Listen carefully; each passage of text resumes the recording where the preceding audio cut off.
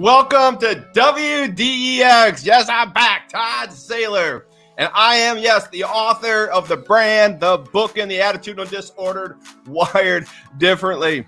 And I'm back today to explain to you that my job, yes, my job is to love you. My job is to encourage you. My job is to motivate you. And my job is to teach you some things, I think, once in a while, right? And your job, though, your job is to be, do, and think differently, right? And the show's job, well, the show's job is to challenge the status quo.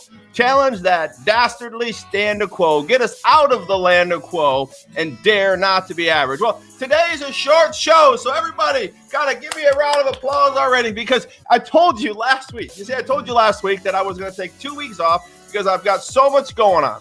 I was back in Indiana, and I was in Florida, then I came back to Indiana, or I went back to Indiana. Now I'm back here sitting in my studio. I love it, in Florida, and I'm preparing. That's right, I'm preparing for one, Nick Wallenda's Daredevil rally. We're going to be having 2 weekends, 3-4 day weekends over there in Sarasota at the OTC, the mall. Sarasota Mall, the UTC Mall. It's going to be amazing. And Nick was kind enough to name the entire Daredevil rally Wired Differently, right? So all over the world, people are going to be seeing Nick Wallenda do his stunts and cannon shoots and people. And I can't tell you about a secret thing that his wife Wendy's going to be doing. I get to call her Wendy, but it's going to be super spectacular. Don't worry, Nick. I'm not. I can't tell you. But it's going to be awesome. You got to get to the Daredevil Rally. Get to nickwallenda.com and check it out, the Daredevil Rally. And if you need to, DM me or we'll figure out some tickets for you. We want to pack that place. We sold out the last time we did, and we're going to do it again. Nick is amazing, and he's got acts coming from all over the world. So we're going to brag about that right now. But secondly, but almost, I guess, firstly, because March 4th, 5th, and 6th, I'm speaking at EdgeCon 2021. So Dave Kaufman, a dear friend of mine, would kind of come up through the ranks a little bit. He's been doing it quite a bit longer than me, but we've been tag teaming and doing some things, and he's just kicking some ass and taking names. I don't know how to say it in any way. The guy has just propelled. He's rocketed up, and he's doing great things, and this is the 3rd year for EdgeCon 2021. And I've had the blessing or the privilege or the luxury to be in all of the EdgeCon events. But this year, it's a little special. It's a little special because it's virtual. And he's got even better speakers in the era territories that we're doing. He's always got great speakers, but this year is going to be super special. It's all virtual, and you get to watch it from the comfort of your own home, and you can cheer and hoop and holler and do all you want. And I'll be speaking there. So thank you, Dave Kaufman, for that opportunity. Thanks for all the things we're going to get done at EdgeCon 2021. So I'm going to give you guys an opportunity to get online and get a special discounted rate because, yes, you know me, right? Todd Saylor. Why differently, Todd Saylor? So I'm hoping you're going to come and watch and hear me speak. And I'm going to talk a little bit about what I'm going to be speaking about. But the entire show, the entire virtual EdgeCon is about overcoming. Hey, we're wired differently, right? We do know a few things about being overcomers. I think so. The first book I wrote was called Wired Differently, and it was about how my life and other people and how I was molded and in essence, some ways bred to be an overcomer. And even when you aren't there, how we're to do those things. Book number 1. Book number 2 is coming out in hopefully by May. Wired Differently, Drift Again. 8 Traits of Overcomers. I'm super excited for you to understand that book and see that book, but I digress. Let's go back to EdgeCon 2021 because I want to promote that a little bit today. And to do that, I just want to talk here. Here it is. I'm just going to give you guys a quick little shot here. There it is, EdgeCon 2021, the most transformative business conference in the USA. Dave Kaufman and I have been doing radio for almost, we did a couple, 3 years back in 15, 16, I don't know, 17. Those were great years. And then he takes off with disc and he's just doing amazing things. And he's allowed me to be a part of his processes. And it's been fortunate to work with him and to do some things. I'll pull this back up. But I also want you to know, this is one of the speakers that's going to be there. Hey, I know that guy. How is that going? Todd Saylor is going to be speaking at EdgeCon 2021. So that's where we are. That's where we are with that. So I want to talk to you a little bit. How do I get out of this? Here's how we get out of this. All right. So we're going to talk about overcome to become overcomers today, because that's kind of what the entire show is going to be about with EdgeCon 2021, overcomers. And so here's what I wanted to talk to you about today. Let me pull up the banner.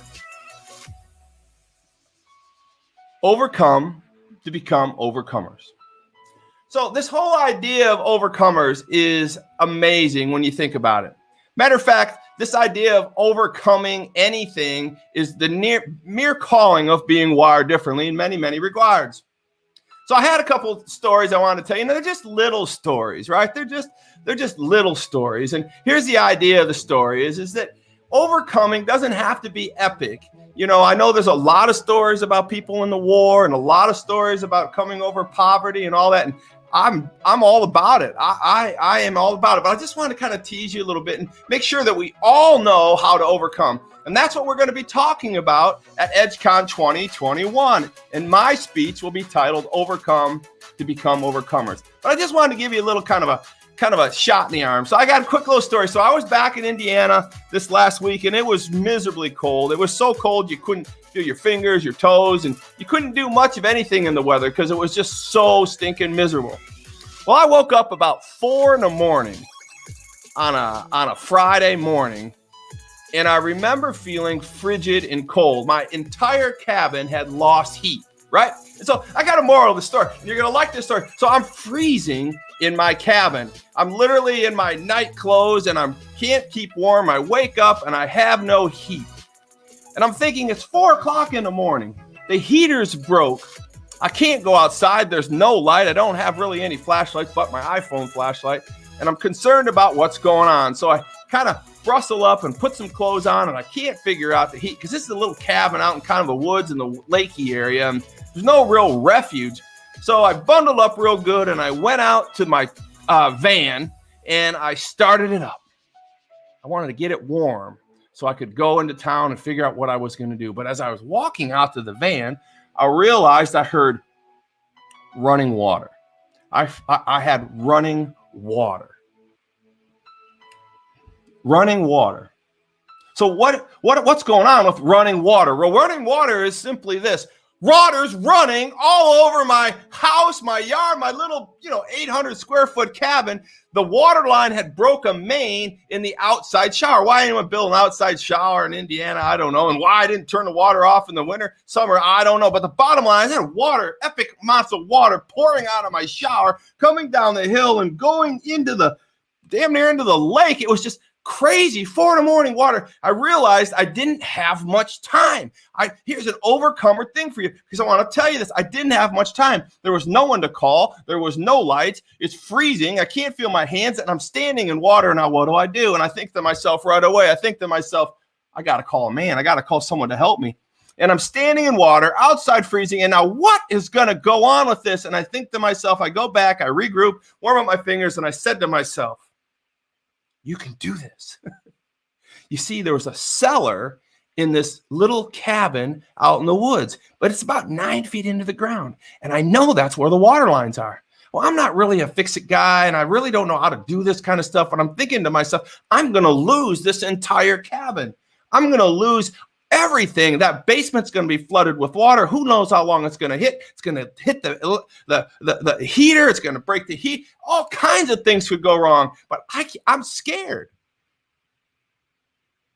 I don't want to go down into the cellar. It's like a 4-foot crawl space. I've been there before. 4 a.m. I just had knee surgery, and I have a bad back. And what if I get stuck down there? There's no cell phone coverage out where I'm at. What am I going to do? And I thought to myself, who could I call? Matter of fact, I did actually text my good buddy Dave Pietek, but I knew it was 4 a.m. His butt wasn't going to get out of the bed. I had to do something. I had to overcome the moment. I had to take care of things myself. I had to man up. Now, I know this seems like a little thing to some of you out there because you're like braver than me in many regards, but I don't like unknown places. I don't like going into little deep dark holes that you have to crawl down a little ladder with rebar sticked into the side of the concrete, stepping into a dark area where there possibly could be water. I don't want to do it. I'm scared. I just don't want to do it.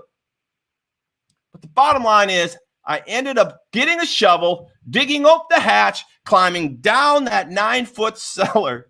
Yeah. I was scared. I didn't know what I was going to find. I lit up. I got down halfway down there. I turned on my iPhone. After I creeped down there, put my foot ever so gently on the ground, tap. Looked around with my phone. No water. Not to speak of. And it's warm.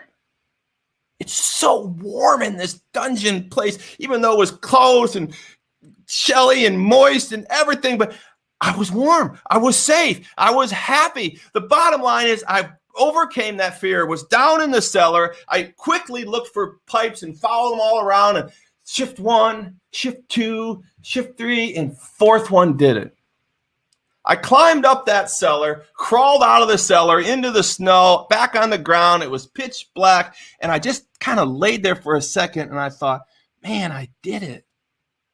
I overcame my fear. I overcame this moment. I saved the little cabin. The water wasn't going everywhere. It was just, okay, so it's a little thing.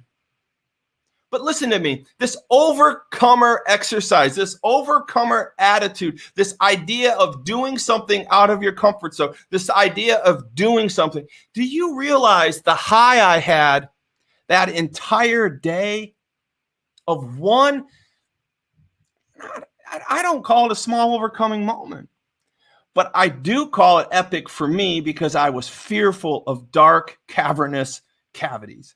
I was in fear of my knee. I was in fear of my back. I was in fear of no cell phone. I was in fear of all these things. But I guess what I'm trying to tell you is this EdgeCon, when we talk about overcoming, we're going to talk about epic overcoming things, but I'm also going to share with you a formula, an idea of how we can all be overcomers, how we can all use everyday things in our life to keep track of, to keep score of, to understand where we can be attacking our overcomer moments. I had another little situation just the other day. I'd spent all this money to get Wi-Fi in this crazy house I live in Florida. I mean, it's concrete walls, and we have all these windows in it that are storm-proof, hurricane-proof, and so Wi-Fi can't really go anywhere, and it's quite a few thousand square feet and everything, and I just couldn't get it done. So I actually ended up spending the money over time and creating a large Wi-Fi system for my house. But once I got the Wi-Fi system paid for and hooked up, now I could create a security process with cameras. Well, they kept quoting me $8,000, $9,000, $10,000 for cameras to do all this stuff. And I'm just so frustrated. And one of the things I'm just not really good at is technology. And I thought I could call my IT guy. I could call, and I thought, I can do this. Now, this isn't me bragging about myself. This is me encouraging you to do little overcomer moments. I went right down to Best Buy. I think last week you heard me talk about Best Buy. Well, that's what I was doing at Best Buy. I was buying cameras. I was buying Blink cameras, Wi-Fi Blink cameras. You don't have to plug them in, cords or anything. You put the batteries in, you sync them up, you put them all over the house. I saved probably $8,000 by going out there and getting outside my comfort zone and overcoming that little fear. And I know these are kind of like, oh, well, that's not too epic, Todd. Well, to me, that was epic. To me, crawling out of that basement was epic to me. I've done some things in my life, right? And making money isn't just everything, and sports isn't just everything. It's the little things. I puffed my chest up over solving that water problem. I'm still riding on a week high on that. And I'm still banging my chest. I go to my phone right now and I'm scrolling it right now. And I'm looking right now. I'm looking right now. I will show you Blink. Blink right here. This is Blink. And I'm literally showing you that I hooked up these cameras. And that's live. That is a lot. I did that, right? I overcame that fear. I overcame that little thing. So my point of the matter is, listen, I'm not going to run on today. I told you I wouldn't run on today, but I want you to understand here. Overcome to be overcomers. If you want to be an overcomer, which we are all called to do from the Bible, Ephesians talks about this. John wrote, the apostle John wrote the book of Revelations, the very last book in the entire Bible. The last thing God said through any human being in the Bible was in Revelation in 22 chapters. And in that Revelations, God called us to be overcomers. John wrote 7 epistles to 7 congregations, and in over 8 situations, he's called those people to be overcomers. My point of the matter is we need to practice our overcomer. We have to practice our mindset for that. And I can't wait to talk about it at EdgeCon 2021. I can't wait to share the formula for overcoming. I can't wait to show and share. So the title is Overcome to be Overcomers. Once you start to learn how to overcome certain things, little things, middle things, bigger things, then you become more of an overcomer. It becomes ingrained in you. So here's my point for today. We truly have only 2 choices in this world, my friends. We truly only have 2 choices in this world, my friends. It's to be overcome or to be overcomers. You only have 2 choices in this world. It's to be overcome or to be overcomers. So my point of the matter is, literally, you grow up, you go out to the workplace, and you have 2 choices. It's so simple when you think about it. You are going to be in a position at any given time, in any given part of your life, to decide whether you're going to be to overcome something, to be overcome by something, or to overcome something. And if you become overcome by something, then you are in a bad position. But if you can take that situation and choose to become an overcomer, then you've made the choice to be a forward thinker, a forward mover, a more wired differently in mindset possibility. But I just want you to know that we need to be looking for these overcomer moments. It may be where you get in an accident and you have to lift a car off the road with all your Superman skills. I get that. That's an overcomer moment. But I also know that sometimes you might come up with a situation where you only have to fix a leaky faucet underneath your scary little cottage, right? That's an overcomer moment. Or you may have to figure out how to hook up some wiring in your house because you don't want to rely on anybody else. That's an overcomer moment. But those little overcomer moments build and steadily become bigger and better and faster and stronger overcomer moments, so that when you're in that business mode or you're in that life-changing moment where maybe you have cancer or you may have something happen to your health where you need to fight and dig down and draw on these last overcomer moments and draw strength from those to become an overcomer. That's what I want you to understand. You, my friends, are overcomers. You, my friends, are the truth that Revelation speaks about. And in Revelations and in Romans, it clearly asks us not to conform to this world. And if we're conforming to this world, then we are subsiding or we're giving way to the norms of this world. And those aren't overcomer moments. We're called to be overcomers. So I wanted to share that with you, and I want to dig back down, and I want to talk to you about EdgeCon 2021 and get you the opportunity, because not only am I going to be speaking, but there's going to be 9 other amazing speakers. 9 other amazing speakers that are going to be preaching and teaching and motivating you on overcomers, the overcomer mentality that they have, what they've overcome. And I'm encouraging all of you, not just because I'm going to be on the EdgeCon 2021, but I'm encouraging all of you to get on the show and learn from these massive overcomers. Dave Kaufman has assembled an amazing group of speakers, and yeah, I'm one of them, and I'm going to give it all my heart, soul, and strength, and you're going to get a show for sure. But I want you to understand it's just not me, and it's just not Dave. Dave's amazing himself. But the people he's brought to encourage you and to build you is an amazing event, and I can't wait to help you be a part of it. So on the bottom, you can see where I'm scrolling. It says go to www.edgecon2021. And once you go to that website, type in all capital letters TS, which is Todd Saylor, TSEDGE, and you'll get discounted tickets for the show. Yeah.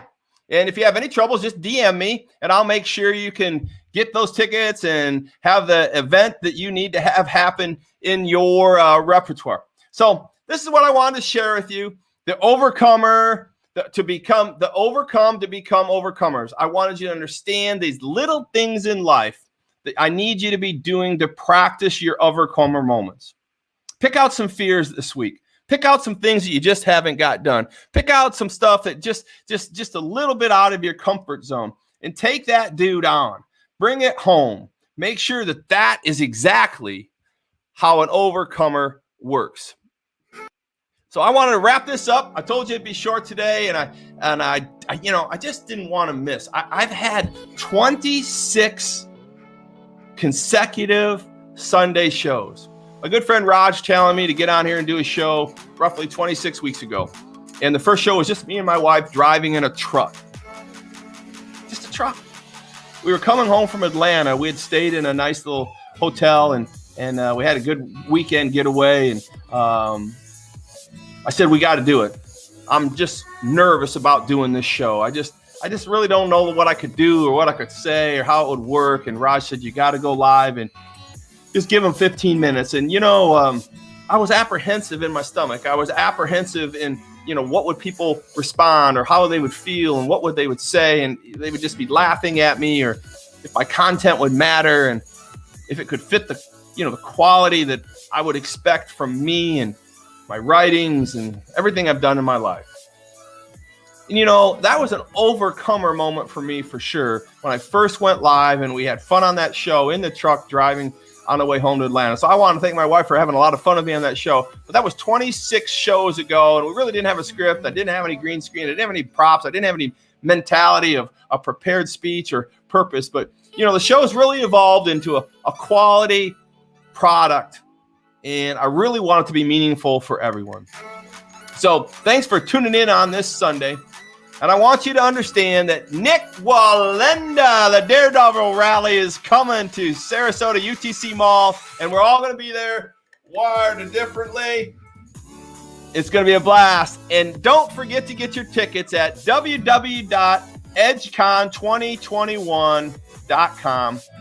Discount code is TSEDGE, TS Edge, all caps, and you're going to get a discount, and I'm going to see you on there, and all the speakers are going to be blessed to have you watching, and I'm telling you, you are going to be motivated beyond your normal mentality with this EdgeCon 2021.